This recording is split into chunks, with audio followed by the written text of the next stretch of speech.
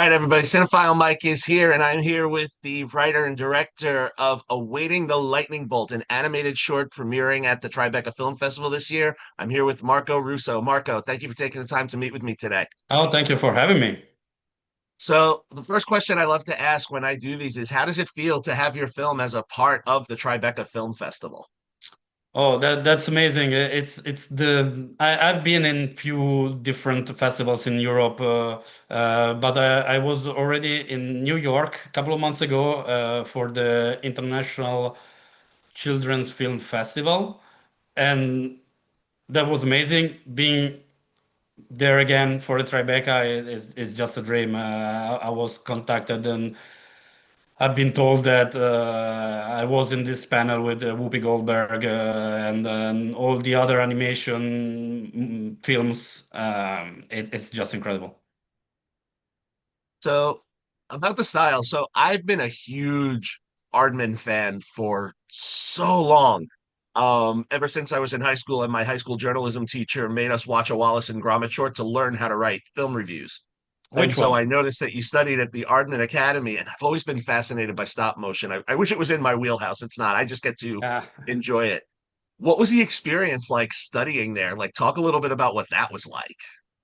Yeah, sure.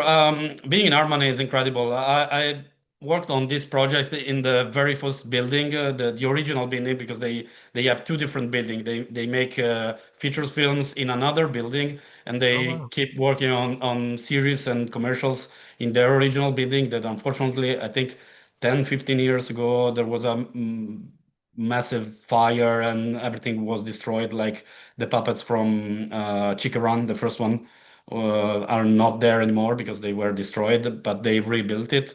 And we work in the very first building where the office of Davis Broxton and Phil Lord were originally. So it was kind of surreal being in that environment and being able to speak with Arman people in the canteen every day and meeting. Sometimes we also had some very famous actor coming in for, I guess, for giving the voice to some character in movies or series. It was very very nice because it's like a very big family, not that big actually. You'll be surprised how small is the company in a way. Mm. But they work in a very effective way, and they are able to make these incredible movies. It's incredible, and being around them with all these puppets all over the place because it's incredible. I don't know if you ever seen any picture of the building. I've There seen is a a few. massive Shaun the Sheep at the entrance. That's the very first thing you see when you come in. It's just magical.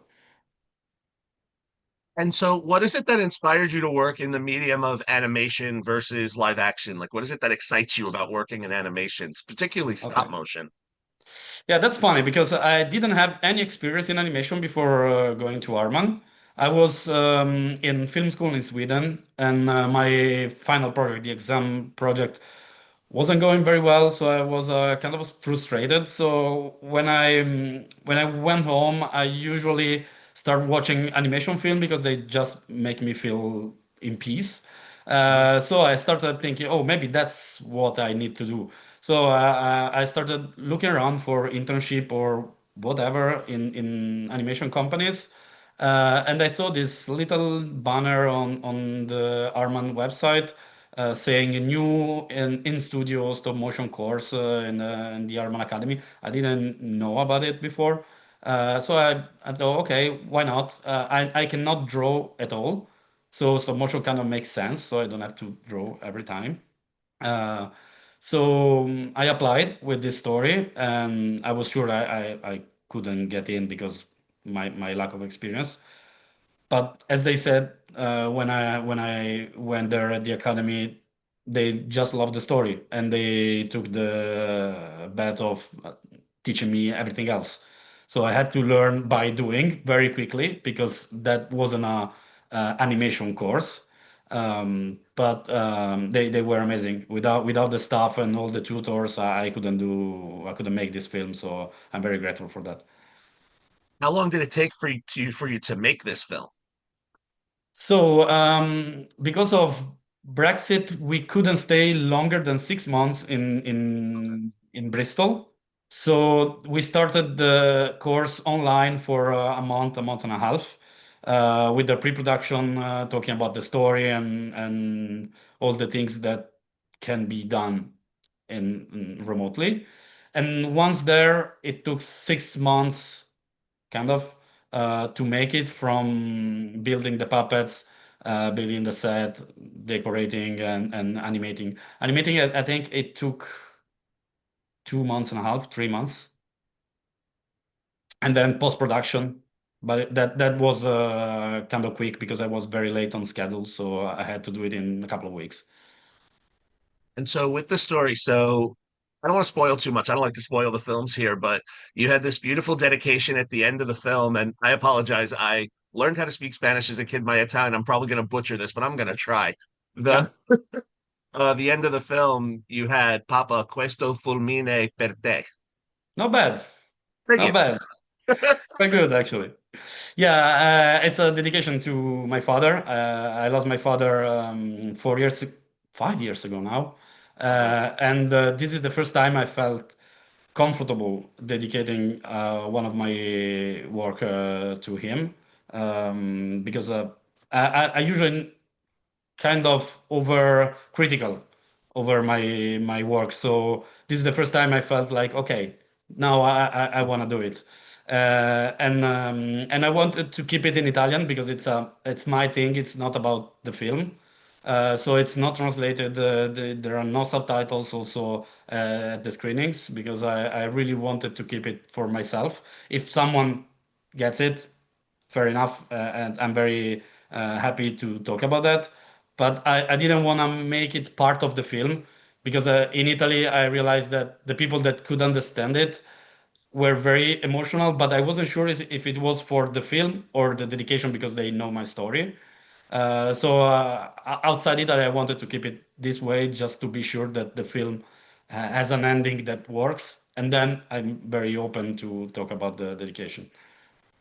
And here's what's fascinating. So you talk about how emotional it is, and the film is about 4 minutes. Yeah. And I really want to compliment you how impressed I was, how you really kind of took me on this whole emotional journey Oh, that's in great. Thank you. such a short amount of time. Like I've watched 90-minute films that don't quite make me feel everything I felt in these 4 minutes. So I want to compliment you on that. Thank you very much. Um, Thank you. and I will say, I recently lost my uncle. So when I sat down to watch this and I'm like, okay, this gets a little here, but it's just fascinating how you're able to kind of like ride this wave. What was your story process like? Talk about how you created this story and your Sure. process for making this. Yeah, thank you. First of all, you're not the first one telling me this, so that makes me very proud because writing the story was the only thing I had experience on before because I comes from writing, especially for comic books. So I was sure the story was the strongest point of the process, but actually writing a story for stop motion without knowing how to build stuff, animate, and do post production is not the wisest process because the film was like 7 8 minutes at the beginning and had one more character, and it wasn't just feasible in the time frame we had and with the resources we had. So I had to cut a lot down to 4 minutes, and it was a struggle. The first, I think, the first month in Bristol, when other people started to build things, I was already, I was working on the story, and knowing that I had more characters than others and more locations than others, it was very very stressing. But Sure. yeah, I'm very happy about the how the story um, came out, and I think you're right. I think it feels like a longer film because of the emotional journey. I'm very proud of the results. And in a good way. Let me emphasize, in a good way. It feels like a longer film in a good way. Oh yeah, yeah, sure.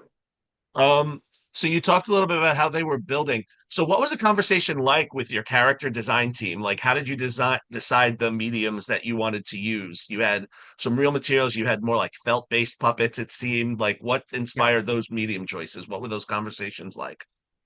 Yeah, the good thing with the academy, at least the first year they made this course, it's the one I applied for because they didn't do this course before. Probably many years ago they had something similar, but that was the first year they had this course in on site. We didn't have so many limitations, so we could just come in and say what we wanted to do, and they found a way to help us with that. So I always loved the felt aesthetic. I'm not a massive fan of plasticine, it's just a matter of taste. So it's I, I I saw a couple of short films, once in particular from Italy, that really inspired me with the felt and the dot eyes. Um, so I just wanted to do it the way, and they really helped out with that. We had a couple of puppet makers from Arman teaching us how to do things, and it wasn't easy because everybody had his own idea and aesthetic to make, so they had to be very specific for any of each of us. So yeah, I didn't know how to do it before, so they had to teach us as much as possible, and then I figured out a way to make it the way I liked. For example, the hands. By the way, I have the puppet here. Aww. Uh, the hands are very big because I couldn't make it smaller. So I really struggle with the hands that are usually the most difficult things to do in every kind of puppet for stop motion because they tend to break every time. Um, so I kind of embraced the aesthetic of having big hands. So it was a difficult process, but probably puppet making in particular was the one I had more fun working on. And the characters you like you held him up and I got a big smile on my face because I just wanted to hug him Yeah. when I was watching. I was like, oh, he's so That's cute. great. That's great. Um, so again, I apologize for the comparison here, but you studied at Ardman, so it creeps in. So you Go for went it. the Shaun the Sheep approach, right? Where you went with a dialogue-free concept, where we had Yeah. like a little bit of sound like the farmer Hmm. in those cartoons. So Exactly. what made you decide to go to that kind of like Charlie Brown teacher silent film almost approach as opposed to something that was more dialogue based? Yeah, I wanted to try that because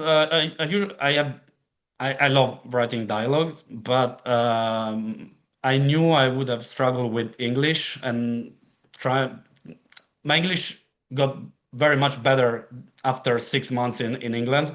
Before I wasn't that confident, so I didn't want to take the shot and overwork on dialogue because they didn't feel right. And I love silent stories, especially if they are very short. I think you don't need dialogue for these kind of stories.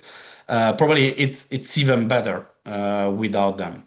So it was kind of natural not writing a dialogue, and the character supposed to be Italian, so I wanted to work with the hands and the gestures, and it was also a challenge for animation because of course any gesture takes time. That's why it took me so long to animate.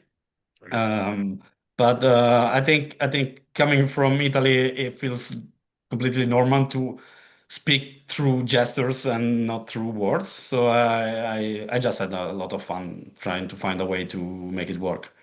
Yeah. Well, and what's interesting is because when you have no dialogue, you have to fill it with, with sound and with music. Oh And yeah.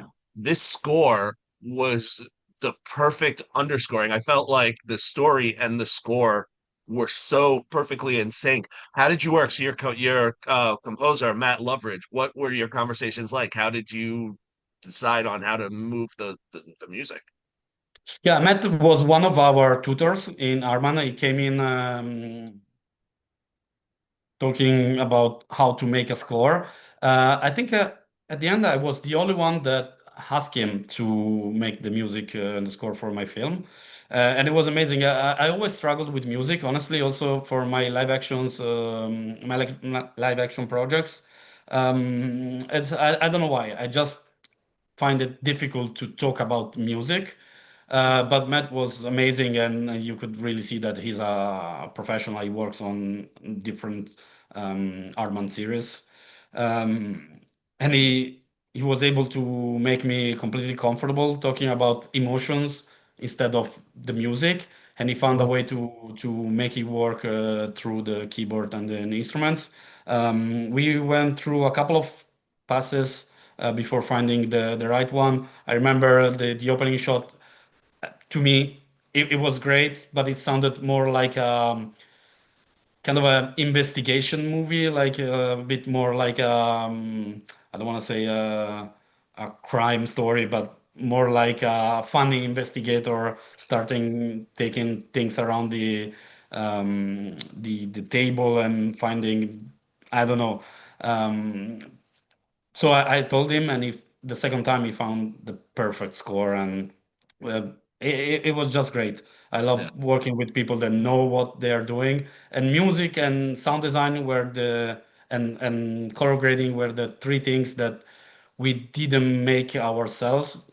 We did some parts of them, but we needed more help. So Arman people came in and helped us a lot with those. Well, the piece is really a beautiful little short nugget of wonder. That's really what I can say. And so now, when people go and watch this as part of the festival afterwards, what are you hoping that they take away from it? Uh, I don't know because I had different kind of feedbacks when people watched it. Some people, I don't wanna say too much, but some people had a completely different interpretation of the story, especially about the religion part of it. Okay. I just when I started writing this film, I was very much focusing on pride and the need of getting recognition. And then after a while, I realized that it's just about love. So what I'm interested to see in the audience afterward is just a kind of feeling of having been in a emotional journey like you described it before, and I can see people when they are moved or not. It's fine. It just I just my goal is just to give some emotion through my personal story and the story of the little Renato, and that's more than enough. Nice. Well, again, Marco, thank you for taking the time to chat with me. So, for those Thank of you you. attending Tribeca, as you're making your selections, make sure you check out the animated shorts where you will get to see Awaiting the Lightning Bolt, an absolutely delightful stop motion piece. Again, best of luck with the film, and thanks again. Thank you very much. Thank you. Thank you for having me.